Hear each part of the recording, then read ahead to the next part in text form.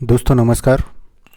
अगर आप किसी भी तरह की एग्ज़ाम की प्रिपरेशन का तैयारी कर रहे हैं तो ये वीडियो डेफिनेटली आपके काम में आ सकता है, क्योंकि हर एग्ज़ाम में करंट अफेयर्स पूछे जाते हैं, चाहे वो किसी भी लेवल की एग्ज़ाम हो।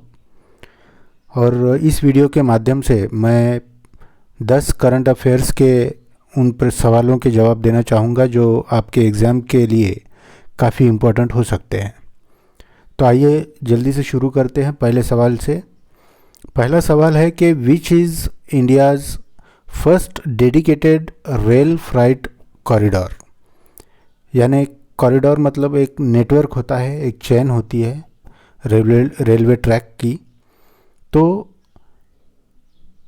विच is India's first dedicated rail freight corridor. Freight corridor का मतलब होता है जो मालवाहक रेलवे होती है उनका नेटवर्क। तो ये डेडिकेटेड मतलब समर्पित, सिर्फ और सिर्फ मालवाहन के लिए समर्पित ये ट्रैक, ये कॉरिडोर है। और ऐसा कॉरिडोर फर्स्ट टाइम इंडिया में बनाया गया है। तो इसके 4 ऑप्शंस है, लेकिन उस ऑप्शन से पहले मैं बता दूं कि इंडिया में अब तक 6 फ्राइट कॉरिडोर्स, 6 जो फ्राइट कॉरिडोर्स है वो बनाए गए हैं अब तक। सबसे पहला ऑप्शन देखते हैं। दिल्ली और अलवर के बीच में, अलवर राजस्थान की एक जगह है, तो दिल्ली से लेकर अलवर तक एक कॉरिडोर है, वो है। दूसरा बी, बॉम्बे से लेकर ठाणे तक, ये दूसरा ऑप्शन है। और सी, चेन्नई से लेकर मुंबई तक, या डी, मुंबई से लेकर पुणे तक। तो ये 4 ऑप्शंस है। इनमें से सही ऑप्शन जो है वो, अगर आपने गेस किया हो तो अच्छी बात है, वरना मैं बता देता हूँ कि ए जो है दिल्ली से अलवर तक, ये जो फ्राइट कॉरिडोर है ये इंडिया का पहला डेडिकेटेड रेल फ्राइट कॉरिडोर है। चलिए दूसरे सवाल की ओर मुड़ते हैं। दूसरा सवाल, Who won the 2023 Nobel Peace Prize for their efforts in promoting peace and stability in a conflict-ridden region? यानी 2023 में ऐसी कौन सी व्यक्ति है जिसको नोबेल का शांति प्राइज़ मिला है? किसके लिए? जो संघर्षमय जो रीजन है, संघर्षमय जो प्रांत है, यानी अभी यूक्रेन और रशिया का युद्ध चल रहा है, उसके बाद ईरान इराक के बीच में या खाड़ी के देशों के बीच में हमेशा कुछ ना कुछ होते रहता है। तो ऐसे समय में युद्ध को टालते हुए, दोनों देशों के साथ एक समन्वय साधते हुए, शांति की अपील करते हुए, क्या युद्ध टालकर शांति बनाए रखने का काम किसी ने किया है? तो इस चीज़ के लिए, इस कॉन्फ्लिक्ट रिडन रीजन में शांति बहाल करने के लिए 2023 में किसे नोबेल प्राइज़ मिला है? तो पहला ऑप्शन है मलाला यूसुफजई। हम सब जानते हैं 17 साल की उम्र में इनको शांति का नोबेल प्राइज़ मिला था। और हाँ, किसी भी तरह की एग्ज़ाम की प्रिपरेशन करते वक्त ये याद रखिए कि सवाल को बहुत अच्छे से पढ़िए। डायरेक्ट ऑप्शन पर जाने से अच्छा है कि सवाल को अच्छे से पढ़िए, क्योंकि सवाल में ही कभी कभी आधा जवाब छुपा हुआ होता है। उसके बाद आधा जवाब शायद कभी कभी ऑप्शंस में भी मिल जाता है। अगर 4 ऑप्शंस है तो 4 ऑप्शंस में आपको 2 ऑप्शंस आप निगलेक्ट कर सकते हैं, ऐसे ऑप्शन मिल जाते हैं, तो मामला फिर 50-50 पर आ जाता है। तो ठीक है, यहाँ पर मलाला यूसुफजई के बारे में बात हो रही है। हम सब जानते हैं, बहुत साल पहले की बात है कि मलाला यूसुफजई को, ये पाकिस्तान की लड़की है, 17 साल की उम्र में इनको अवार्ड मिला था। ये 2014 की बात है। 2014 में मलाला यूसुफजई को अलॉन्ग विथ कैलाश सत्यवर्ती, भारत के कैलाश सत्यवर्ती सामाजिक कार्यकर्ता थे, उनको और इनको, मलाला यूसुफजई को मिलकर शांति का नोबेल प्राइज़ मिला था। उसके बाद है जेसिंडा आर्डर्न। ये जेसिंडा आर्डर्न वैसे तो न्यूजीलैंड की एक पॉलिटिकल फिगर है। ये फीमेल है और ऊपर से लेबर पार्टी जो है, उस लेबर पार्टी की, न्यूजीलैंड की जो लेबर पार्टी है उसकी लीडर है। तो ये जेसिंडा अर्डर्न के बाद तीसरा ऑप्शन आता है अबी अहमद। अबी अहमद के बारे में कहा जाता है कि ये इथियोपिया के पीएम हैं, प्राइम मिनिस्टर है इथियोपिया के, और इनकी पार्टी का नाम है प्रॉस्पेरिटी पार्टी। ये प्रॉस्पेरिटी पार्टी के लीडर है और उसी के तहत ये इथियोपिया के पीएम भी बने हुए हैं। उसके बाद अब इन्होंने क्या काम किया है, इन्होंने बॉर्डर, इनकी जो इथियोपिया की बॉर्डर लग के है इरिट्रिया के साथ, किसके साथ, इरिट्रिया के साथ। इस इरिट्रिया के बॉर्डर में पर जो संघर्ष हो रहा है इथियोपिया का, उस संघर्ष के बीच इन्होंने शांति बनाए रखने का गजब का काम किया है। उसके बाद चौथा ऑप्शन है नरगिस मोहम्मदी का। ये नरगिस मोहम्मदी ईरान की रहने वाली है और ये एक प्रकार से सामाजिक कार्यकर्ता ही है, क्योंकि ये लगभग इन्होंने 20 साल तक वुमेन एम्पावरमेंट के लिए, लेडीज़ के हक के लिए इन्होंने 20 साल तक संघर्ष किया है, खास करके ईरान जैसे देश में। ये जर्नलिस्ट भी रही है और इनके इस संघर्ष को देखते हुए नरगिस मोहम्मदी को 2023 का नोबेल का शांति प्राइज़ ऐलान हुआ था। तो इसका सही आंसर है डी, नरगिस मोहम्मदी। चलिए तीसरे सवाल की ओर मुड़ते हैं। तीसरा सवाल है, which country has established the world's first space force. यानी दुनिया का ऐसे कौन सा देश है जिसने पहली बार स्पेस फोर्स, यानी अब तक हम नेवल फोर्स देखते आए हैं, एयर फोर्स देखते आए हैं, आर्मी देखते आए हैं, लेकिन स्पेस में, हालांकि वहाँ पर किसी का कोई ऑक्यूपेशन नहीं है, स्पेस जो है वो न्यूट्रल रीजन है, लेकिन फिर भी स्पेस में एक फोर्स बनाने का काम दुनिया में पहली बार किस कंट्री ने किया है। ऑप्शंस है ए India, B China, C United states और डी रशिया। अब यहाँ देखने वाली बात यह है कि इंडिया ने तो ऐसा कुछ किया नहीं है। अगर किया होता तो अब तक इंडिया के तमाम लोगों को इस बात का इल्म हो जाता था, लेकिन इंडिया ने ऐसा नहीं किया है, तो आपका एक ऑप्शन तो यहीं पर कट जाता है। रही बात चाइना की, तो चाइना ने किया है ऐसा सुनने में आता नहीं है। 3 महाशक्तियों के ऑप्शन हमारे सामने बचते हैं। इसका सही जवाब रशिया है, जिसने 1992 में वर्ल्ड की पहली स्पेस आर्मी बनाने का श्रेय लिया है। एक व्यक्ति है जॉन डब्ल्यू रेमंड नाम के, इस व्यक्ति को फादर ऑफ स्पेस फोर्स कहा जाता है।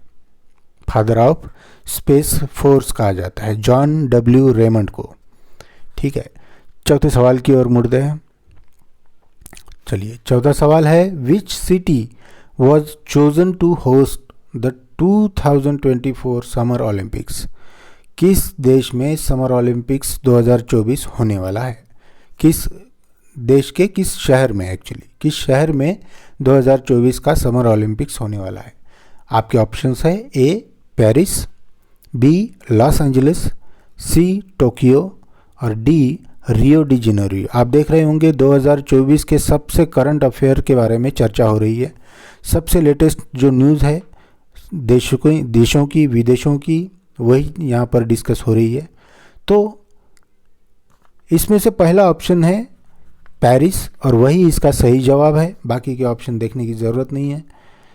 तो पहला यहाँ पर जो समर ओलंपिक्स होने वाला है ये 26 जुलाई 2024 से लेकर 11 अगस्त 2024 तक पेरिस शहर में ये समर ओलंपिक्स होने वाले हैं।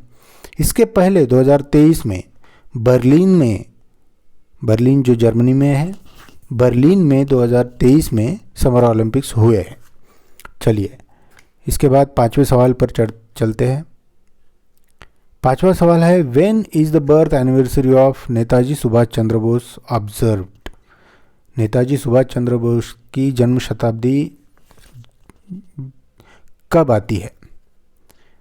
तो इसका ऑप्शंस है जनवरी 23, बी अगस्त 15, सी अक्टूबर 2 या डी जनवरी 26। अब देखिए, मैंने शुरुआत में कहा था कि ऑप्शंस में कभी कभी आपको ऐसे ऑप्शंस मिल जाते हैं जो आसानी से जिनके ऊपर क्रॉस किया जा सकता है।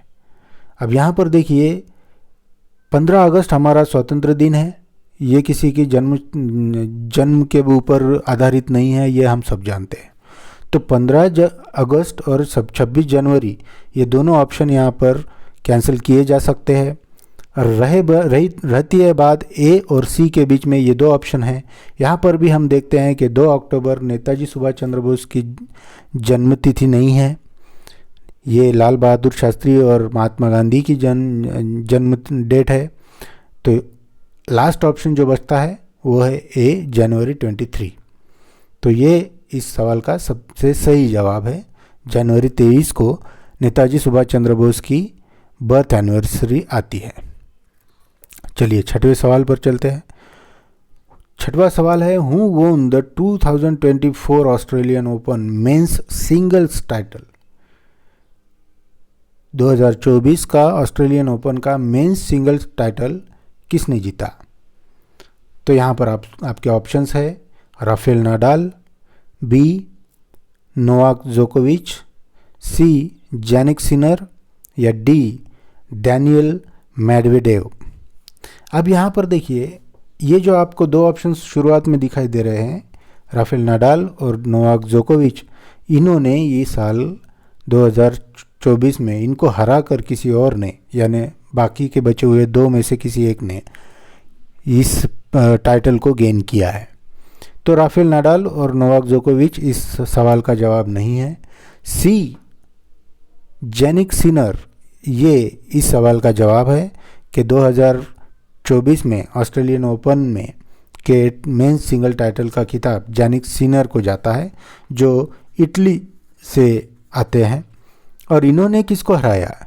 जो डी में ऑप्शन है डैनियल मेडवेडेव, इन्होंने 3-6, 3-6, 6-4, 6-4, 6-3 से हराया है। यानी देख सकते हैं आप, शुरुआत में 2 सेट इन्होंने हारे हैं 3-6, 3-6 वाले, और उसके बाद फिर लगातार 3 सेट इन्होंने जीते हैं 6-4, 6-4, 6-3 से। तो जैनिक सिनर इस सवाल का सही जवाब है। आइए चलते हैं 7वें सवाल पर।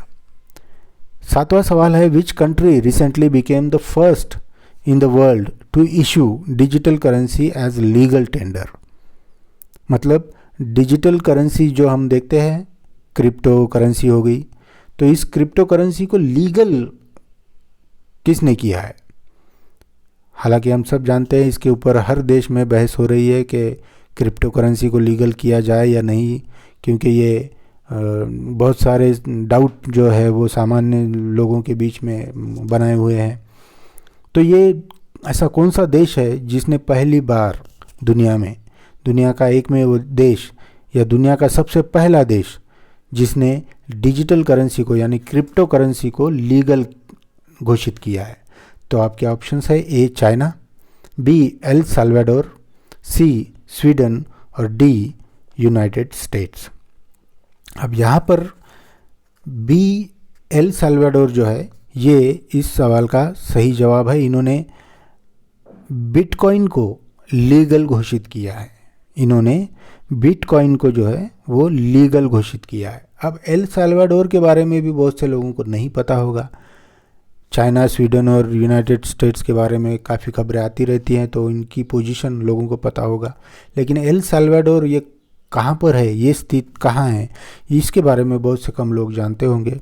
तो ये जो है ये नॉर्थ अमेरिका और दक्षिण अमेरिका के बीच में जो एक छोटी सी ज़मीनी पट्टी आती है, सेंट्रल अमेरिका जिसे कहा जाता है, ये वहाँ पर स्थित है। तो ये बहुत ही छोटा सा देश है जिसने अभी क्रिप्टो करेंसी को लीगल घोषित किया है।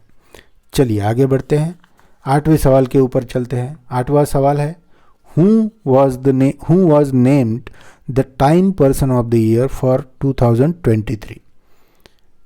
2023 का Time person of the year किसे घोषित किया गया है? पहला ऑप्शन है Greta Thunberg, B Elon Musk, C Angela Merkel और डी टेलर स्विफ्ट। यहाँ पर अगर आप देखेंगे, अगर थोड़ी बहुत भी आपको करंट अफेयर्स की नॉलेज होगी, तो ग्रेटा थनबर्ग बहुत सालों पहले की बात है कि वो उनको यहाँ पर मिला था। एक एक करके हम देखेंगे कि इनको time person of the year का खिताब किनको कब कब मिला है। ठीक है, तो ग्रेटा थनबर्ग को 2019 में ग्रेटा थनबर्ग को time person of the year मिला था। उसके बाद एलन मस्क को 2021 में time person of the year घोषित किया गया। उसके बाद एंजेला मर्केल, इनको 2015 में time person of the year घोषित किया गया। और 2023 में, यानी इस सवाल का सही जवाब है टेलर स्विफ्ट, जो पेशे से एक पॉप स्टार सिंगर है। तो इनको राइटर भी है, शायद गीत भी लिखती है वो, और कॉन्सर्ट हर जगह पर इनके आयोजित किए जाते हैं। तो इनको time person of the year 2023 का घोषित किया गया है। आइए 9वें सवाल के ऊपर मुड़ते हैं। 9वां सवाल है, which country recently declared a climate emergency committing to carbon neutrality by 2050। 2050 के अंदर कार्बन न्यूट्रलिटी के एम को पाने के लिए किस देश ने क्लाइमेट इमरजेंसी घोषित की है? बहुत अच्छा सवाल है और बहुत ही लेटेस्ट वाला करंट जो टॉपिक है ये सवाल है। तो आइए देखते हैं ऑप्शंस। ए यूनाइटेड किंगडम, बी इंडिया, सी ऑस्ट्रेलिया और डी कनाडा। अब यहाँ देखिए, इंडिया का तो सवाल ही नहीं होता, क्योंकि इंडिया की पॉपुलेशन जितनी है उतने पॉपुलेशन में जो व्यापार और जो व्हीकल्स या जिस भी तरह से उत्सर्जित होता है गैसेस, उनको इमरजेंसी के थ्रू कंट्रोल कर पाना बहुत कठिन है। उसी प्रकार ऑस्ट्रेलिया और कनाडा की बात है। तो इस सवाल का सही जवाब है यूनाइटेड किंगडम। यूनाइटेड किंगडम वो देश है जिसने क्लाइमेटिक इमरजेंसी, हालांकि यूनाइटेड किंगडम की पॉपुलेशन भी बहुत ज़्यादा नहीं है और देश भी कोई बहुत बड़ा नहीं है, तो इस वजह से इस तरह की कोई दुनिया को दिखाने के लिए, या कहे कि इसकी ज़रूरत भी है दुनिया को, लेकिन फिर भी इस तरह के छोटा देश ही ये काम कर सकता है। बड़े देश को इस तरह की इमरजेंसी डिक्लेयर करने में बहुत दिक्कत आ सकती है। चलिए 10वें और आखिरी सवाल पर चलते हैं। आखिरी सवाल है, which tech company recently surpassed a $3 trillion market capitalisation, becoming the first in the history to do so. दुनिया की कौन सी ऐसी कंपनी है जिसका मार्केट कैपिटल $3 trillion के ऊपर चला गया है, और ये ऐसी करने वाली दुनिया की पहली कंपनी है? ऐसी कौन सी कंपनी है? तो चलिए ऑप्शन देखते हैं। ए एप्पल, बी माइक्रोसॉफ्ट, सी अमेज़ॉन और डी गूगल।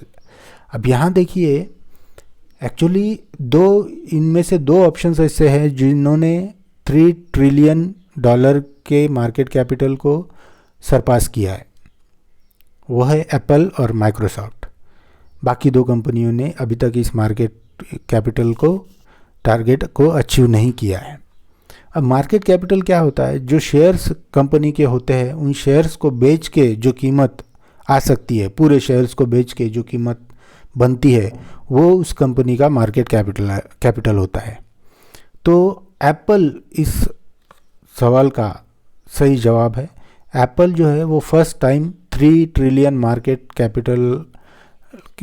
कैपिटल प्राप्त करने वाली पहली कंट्री हुई है। लेकिन उसके बाद दूसरी माइक्रोसॉफ्ट कंपनी जो है वो भी, उसने भी $3 trillion मार्केट कैपिटल के टारगेट को सरपास किया है। तो इस तरह ये 10 सवाल आपको आशा करता हूँ कि बहुत हेल्पफुल हुए होंगे आपकी एग्ज़ाम के लिए, और इस तरह के करंट अफेयर्स को हम आगे भी डिस्कस करते रहेंगे। अगले वीडियो में मिलते हैं। धन्यवाद।